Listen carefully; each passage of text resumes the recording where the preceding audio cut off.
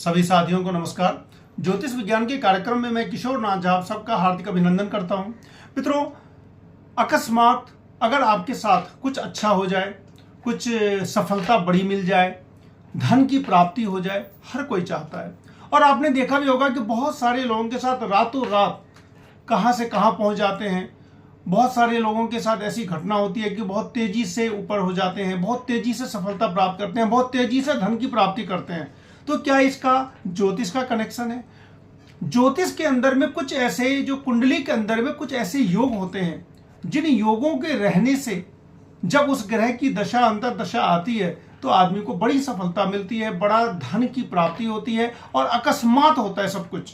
यानी कि कह सकते हैं कि उसे खुद भी पता नहीं होता कि उसे इतनी बड़ी सफलता मिलेगी, इतनी बड़ी धन की प्राप्ति होगी, उसे ये नहीं पता होता। लेकिन अगर कुंडली के अंदर ऐसे योग हैं, मैं तो निश्चित रूप से कहता हूं कि हर चीज मिलती है और जो योग हैं वो मिलते हैं। अकस्मात में अचानक से आप सेलिब्रिटी बन सकते हैं, अचानक से आप बड़े धन की प्राप्ति कर सकते हैं, अचानक से सब कुछ होगा। यानी कि आपने मेहनत, कभी कभी होता यह है कि आप बहुत ज्यादा मेहनत करते हैं तब जाकर के आपको उतना धन मिलता है या सफलता मिलती है। लेकिन कभी कभी ऐसा भी होता है कि सहजता से मिल जाता है। सहजता से धन का मिल जाना, सहजता से सफलता मिल जाना, ये एक बहुत अच्छी चीज होती है और कुंडली में इसका योग होता है।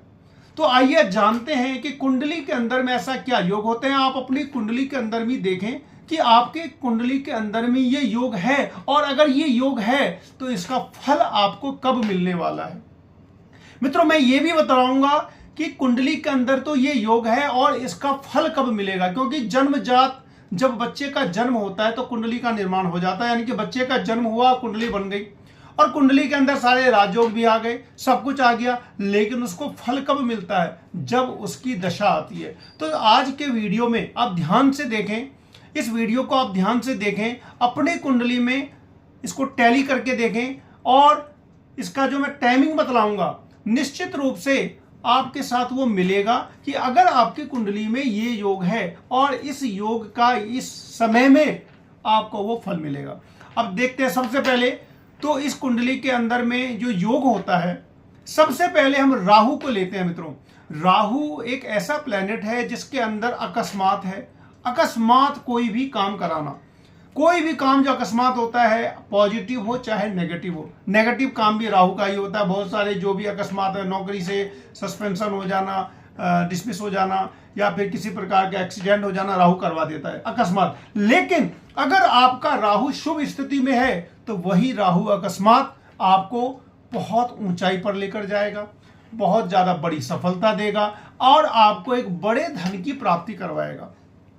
राहु अगर आपका सेकंड हाउस में मित्र के घर में है, राहु अगर आपका सेकंड हाउस में मित्र के घर में या फिर स्त्री राशि में है, स्त्री राशि होती है सम संख्या वाली राशि, तो सम संख्या वाली राशि में अगर राहु है और मित्र के घर में है तो ये अपने दशा काल में जब राहु की दशा या अंतर दशा आती है तो आपको बहुत तेजी से सफलता देगा और आपको धन की प्राप्ति करवाएगा। दूसरा है, पंचम भाव जो होता है वो भी अप्रत्याशित होता है।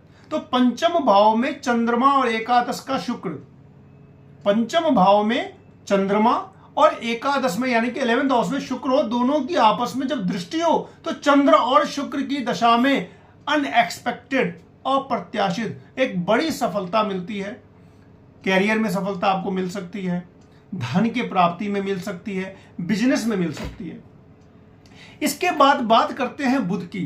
मित्रों, बुध अगर किसी खास जगह पर बैठ के पाप पीड़ित हो जाता है तो बुध को विपरीत राजयोग बन जाता है। यानी कि बुध का विपरीत राजयोग अधिकांश अच्छे के लिए ही माना जाता है। यानी कि और प्लैनेट अगर पाप पीड़ित होते हैं तो खराब फल देते हैं, लेकिन बुध अगर ज्यादा पाप पीड़ित हो गया तो वो अच्छा फल देता है। तो अगर पंचम भाव में 5th हाउस में आपका बुध बैठा है और उस पर अगर किसी खराब ग्रह की दृष्टि हो गई, सूर्य की पड़ जाए, शनि की पड़ जाए, राहु की पड़ जाए या फिर इवन मंगल की भी पड़ जाए, यानी कि 4 ग्रह खराब ग्रहों की दृष्टि पड़ जाए बुध पर, या फिर बुध खराब ग्रहों के साथ ही क्यों ना हो जाए, पंचम भाव का बुध जो होता है वो अगर पाप पीड़ित हो जाए तो अप्रत्याशित धन देता है। आप अपनी कुंडली के अंदर में बिल्कुल इजीली देख सकते हैं। तीसरा बतलाता हूं, 12th हाउस का जो लॉर्ड है, द्वादशेश जिसको कहते हैं, वो अगर आपके तीसरे भाव में बैठ जाए और अगर वो पापी प्लेनेट है, द्वादशेश यानी कि 12th हाउस का लॉर्ड अगर आपका तीसरे घर में बैठ जाए, और खास करके अगर वो पापी प्लेनेट है, सूर्य है, मंगल है, शनि है, तो क्या होगा, वो आपको अनएक्सपेक्टेड अप्रत्याशित तरीके से ज्यादा धन की प्राप्ति करवाएगा अपने दशा काल में, यानी कि जब भी शनि की दशा आएगी। एक चीज और बतला देता हूं, अष्टम भाव जो मित्रों होता है, अष्टम भाव वो क्या होता है, वो भी अकस्मात धन प्राप्ति का होता है, यानी कि अकस्मात कुछ भी आपको आपके जीवन में जो मिलेगा वो अष्टम भाव है। और अष्टम भाव का संबंध अगर सेकंड और 11th हाउस से बन गया, सेकंड हाउस जो होता है वो आपका बैंक बैलेंस है, 11th हाउस जो है वो आपकी सैलरी है, पर मंथ की जो आपकी इनकम है, बिजनेसमैन है तो पर डे की जो इनकम है वो आपका 11th हाउस है। तो 11th house salary, second house bank balance और 8th हाउस आपका हो गया अकस्मात धन। तो अगर अकस्मात धन का संबंध सैलरी से या बैंक बैलेंस से बना तो ये एक बहुत बड़ा अच्छा योग बनता है। इसमें आप मिलियनियर भी बनते हैं, बिलियनियर भी बनते हैं, करोड़पति बनते हैं, लखपति बनते हैं, और आप जितना सोचते हैं उससे ज्यादा पैसा कमाएंगे। यानी कि पैसे का भी कोई ये नहीं है कितना पैसा कमा लिया तो हम बहुत बड़े आदमी बन गए, ऐसा तो है नहीं। किसी के लिए 1000 ज्यादा है, किसी के लिए लाख, किसी के लिए करोड़, किसी के लिए 1 आध करोड़ भी कुछ भी नहीं होता।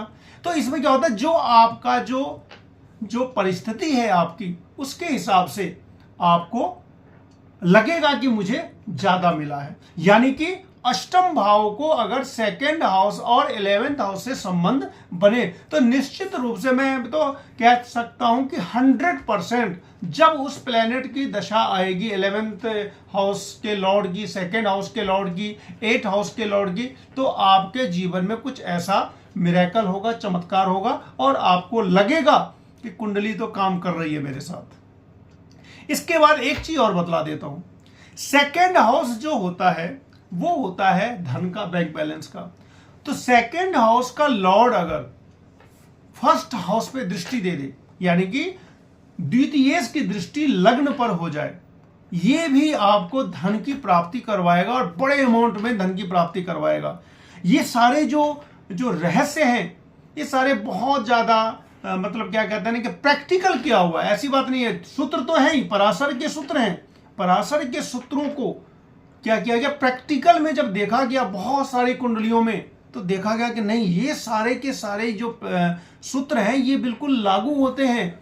बस कब इंतजार आपको करना होता है, जब उसकी ग्रह की दशा आ जाए और आपका फर्स्ट हाउस और 9th हाउस थोड़ा मजबूत जरूर होना चाहिए, स्ट्रांग होना चाहिए, ताकि किसी प्रकार की वो बाधाओं को रोक सके।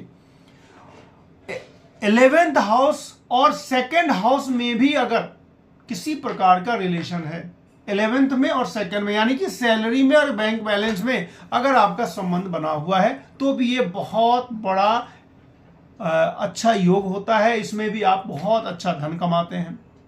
इसके बाद एक है कि मंगल जो है, मंगल की अगर उच्च दृष्टि पड़ती है आपके बैंक बैलेंस पर, मंगल एक क्रूर ग्रह है, तो मंगल की दृष्टि अगर आपके बैंक बैलेंस पे पड़ जाए, खास करके नजदीकी दृष्टि, सबसे नजदीकी दृष्टि मंगल की कौन सी होती है, चौथी होती है। तो परिस्थिति क्या बनी कि अगर मंगल आपका 11th हाउस में है तो चौथी दृष्टि उसकी दूसरे हाउस में पड़ी।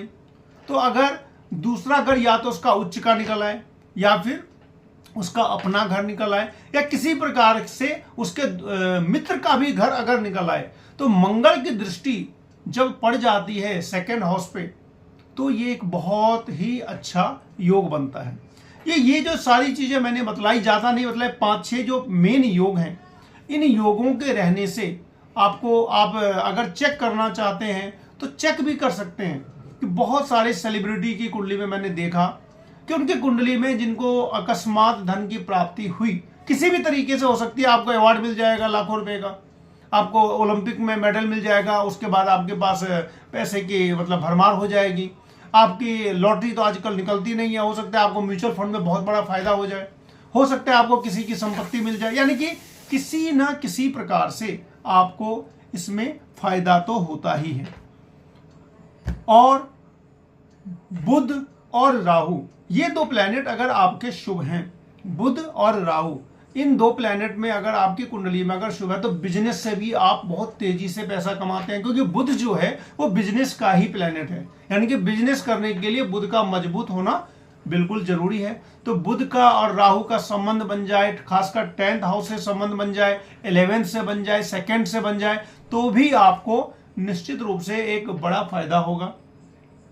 और कुछ चीजें ऐसी हैं जिसमें राहु और केतु दोनों का विशेष रोल रहता है कि राहु और केतु मिलकर के अगर शुक्र से संबंध बना लेते हैं, यानी कि शुक्र जो है ना वो वैभव का प्रतीक है, ऐशो आराम का प्रतीक है, तो अगर केतु का संबंध अगर शुक्र से बना या राहु का संबंध अगर शुक्र से बना, वो भी एक बहुत ही अच्छा योग होता है। इसमें भी जिसकी कुंडली में ये योग होता है, खास करके जब उसकी दशा आती है तो उसको पूरा फायदा मिलता है। अब यह है कि कुंडली के अंदर में ये सारे प्लैनेट की स्थिति आप देखेंगे, कुंडली के अंदर में योग बना हुआ है, साथ ही साथ उन प्लैनेट्स का अंश भी देख लेना होगा कि कहीं वो मृत अवस्था में तो नहीं है, कहीं वो 0, 1, 2 अंश पर तो नहीं है, 28, 29, 30 अंश पर तो नहीं है। तो क्या होगा, मिलेगा लेकिन उतना नहीं मिलेगा। लेकिन अगर कोई प्लैनेट 10 से 20 अंश पर है, मित्र के नक्षत्र में है, मित्र की राशि में है और ये सारा योग बना हुआ है, तो मैं कहता हूं कि निश्चित रूप से जब उसकी दशा आएगी आपको ऐसी सफलता मिलेगी कि आपको भी लगेगा कि हाँ, ज्योतिष विज्ञान के अंदर जो सूत्र बतलाए जाते हैं वो फलित भी होते हैं। मित्रों, इस वीडियो को थोड़ा शॉर्ट ही कर देता हूं कि जो मैंने आपको अभी बतलाया है, जो सूत्र बतलाए हैं वो बिल्कुल परिष्कृत सूत्र हैं, जिसका जो अगर कुंडली में रहेगा तो निश्चित रूप से वो फल देगा ही। हजारों लोगों की कुंडलियों में इस तरीके के योग देखे गए हैं और मिला भी है। तो इस तरीके से आप वीडियो को देखें, अपने होरोस्कोप को भी देखकर आप पता कर सकते हैं। और सब्सक्राइब जरूर करें चैनल को। और मेरी कोशिश ये रहेगी कि आप प्रतिदिन 7:15 बजे में शाम के समय में 7:15 पे आपको ज्योतिष का जो ज्ञानवर्धक वीडियो है, जो जिसमें किसी भी प्रकार का अंधविश्वास बिल्कुल भी नहीं है, किसी भी प्रकार का ऐसी बात नहीं है जो आपको पचेगी नहीं, प्योर जो महर्षियों का बनाया हुआ जो सूत्र है वो मैं आप लोगों को बतलाऊंगा, जिससे आप लोग चाहें तो अपनी कुंडली को जरूर देख पाएंगे, अपने बारे में जान पाएंगे और अपना भला स्वयं कर पाएंगे। मिलते हैं अगले वीडियो में, तब तक के लिए नमस्कार।